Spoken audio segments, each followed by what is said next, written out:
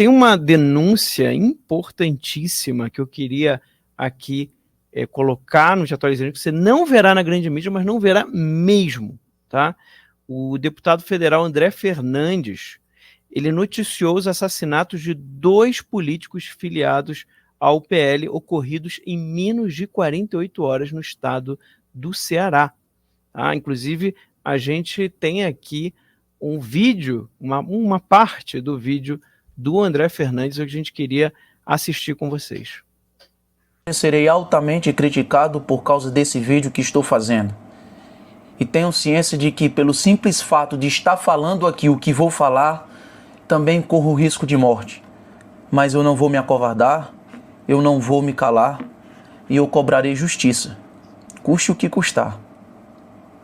Em menos de 48 horas, 2 políticos de oposição do estado do Ceará, políticos do meu partido, Partido Liberal, PL, políticos que faziam oposição aos prefeitos, ambos prefeitos do PT, em menos de 48 horas, 2 foram executados, brutalmente assassinados. Na terça-feira, o vereador Erasmo Moraes, do Crato, interior do estado do Ceará, foi executado com 47 tiros, a maioria deles tiros de fuzil, na calçada de casa ao lado do filho. Ninguém foi preso até agora. O motivo ninguém sabe. O que se sabe é que ele era o único vereador que fazia oposição ao prefeito, que é do PT. Eu não estou aqui para fazer absolutamente nenhuma acusação. Só que o próprio Erasmo Moraes, que era apoiador de Jair Bolsonaro, que era nosso aliado, se pronunciou na tribuna da Câmara de Vereadores e falou que se algo acontecesse com ele, seria por questões políticas. Fiquem de olho, porque eu vou mexer com gente grande, eu vou mexer com um enxame de abelha, eu vou mexer com formigueiro. E se alguma coisa acontecer, a minha vida, não procure outra linha de investigação. Foi questões políticas. Foi questões políticas. Quero deixar bem claro aqui. Também, não só para essa casa e para quem está nos assistindo nesse momento, mas para também as autoridades policiais, para o Ministério Público e para o Poder Judiciário. Ontem, quarta-feira, dia 8 de maio, foi o sepultamento do vereador Erasmo Moraes. E hoje eu estava me preparando para fazer um pronunciamento sobre isso, quando fui surpreendido com a notícia de que um outro aliado nosso, Sargento Geilson, suplente de deputado estadual pelo PL aqui no Ceará e pré-candidato a vereador no município de Icó, também foi executado, brutalmente assassinado. E a coincidência é que ele fazia oposição à prefeita do PT e também deixou um aviso de que estava recebendo ameaças de morte. Olá, irmãos icoenses, por cá o Sargento Geilson. Hoje estou gravando esse vídeo para trazer informações à população icoense do que está acontecendo aqui na nossa cidade, onde venho sofrendo várias ameaças de morte por parte de pessoas ligadas à gestão da prefeita Laís Nunes. Amigos meus e até familiares agora sendo ameaçados de morte pelo simples fato que eu estou fazendo denúncias de possíveis crimes de corrupção da prefeita Laís Nunes. Eu repito que eu não estou aqui para fazer absolutamente nenhuma acusação, mas ambos avisaram. Ambas as vítimas avisaram. Ambas as vítimas eram políticos de oposição. Ambas as vítimas faziam oposição a prefeitos do PT. O povo cearense precisa que essa investigação, em ambos casos, aconteça de forma rápida e séria. Sem politicagem.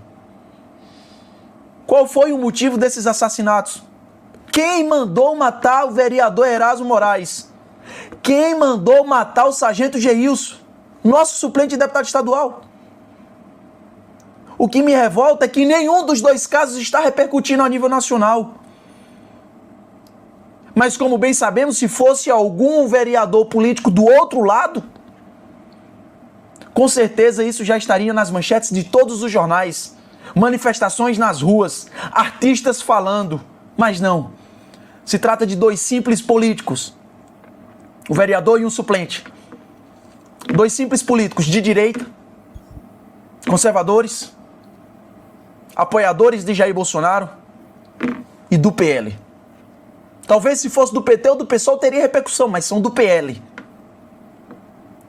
E para ser bem sincero, isso está me revoltando.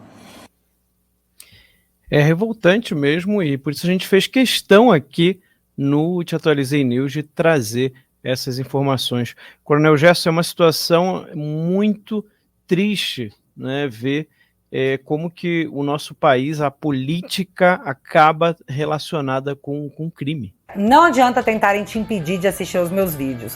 Nós sempre vamos dar um jeitinho para que você fique por dentro de tudo que tá rolando. E agora você pode ter esse acesso a todos os meus conteúdos com o aplicativo da nossa família. Com o app do Te Atualizei, você vai ter acesso no seu celular a todos os conteúdos que eu faço para te atualizar com o rumo óbvio das coisas. Vai ser só um clique para você assistir a tudo isso aqui. Os meus vídeos exclusivos que eu faço no sofá, as edições especiais do News, o meu jornal semanal, documentários sobre temas de política, podcasts, entrevistas e muito mais. Por enquanto, o app está disponível apenas para quem tem Android, mas daqui a pouco vai sair a versão para iPhone. Libere seu acesso a todos os meus conteúdos que estão disponíveis somente na minha plataforma.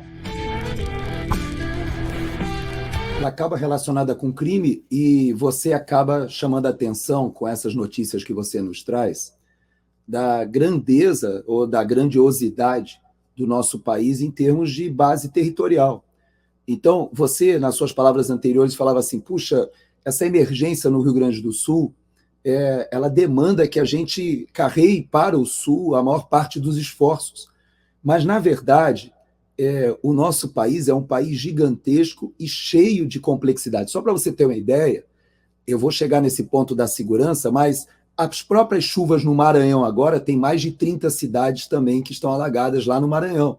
Então você vê que é difícil você olhar o país sabendo que as necessidades continuam ainda, particularmente na região norte e nordeste, são as regiões mais pobres, continuam acontecendo em tempo real, não para. A população ela continua enfrentando as mesmas dificuldades e, particularmente com este governo, que nós já temos 1 ano e meio de experiência sabendo que ele não tem um compromisso, por exemplo, com a parte fiscal. A gente sabe que isso vai desaguar numa crise econômica mais cedo ou mais tarde. Então, um das três campos, né, que você falou, das fake news que o governo está querendo mirar, é justamente sobre aqueles que estão falando da parte econômica, como se a tragédia no Sul tivesse esse tipo de capacidade. Mas tem, de fato. E não tem por que nós não conversarmos e debatermos sobre os impactos na economia da produção de alimentos. Não tem problema nenhum se debater. Isso não é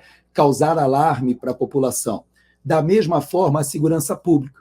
Veja que esses 2 assassinatos, e que agora não vão gerar o quem matou o Erasmo, né? Quem matou o sargento Jailson. Isso você não vai ver no mainstream. Aliás, você não vê essas mortes em nenhum dos jornais.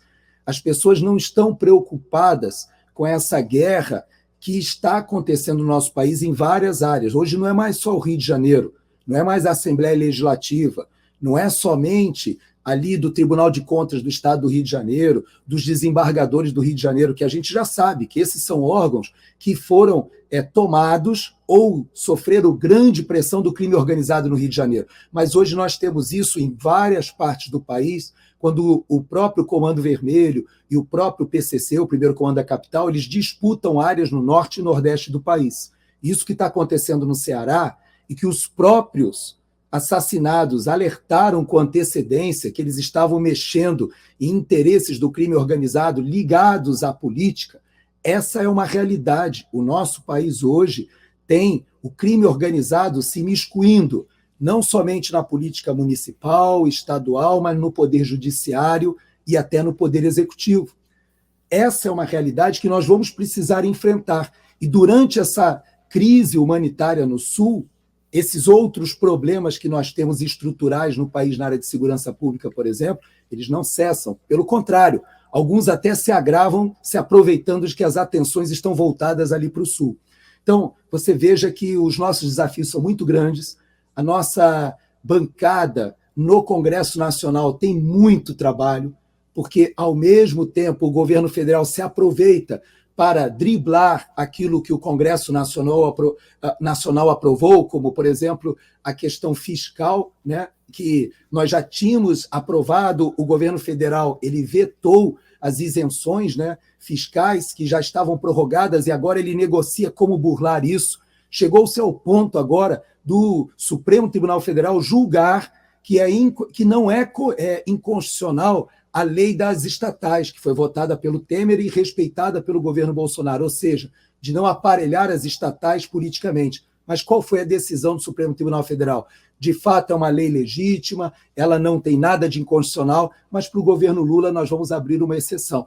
Essas exceções que foram abertas ali, por exemplo, com a questão da censura, ali com aquele voto histórico da ministra Carmen Lúcia, né, abrindo aquela excepcionalissimamente admitindo a censura, essas exceções elas têm levado o nosso país a uma instabilidade jurídica terrível.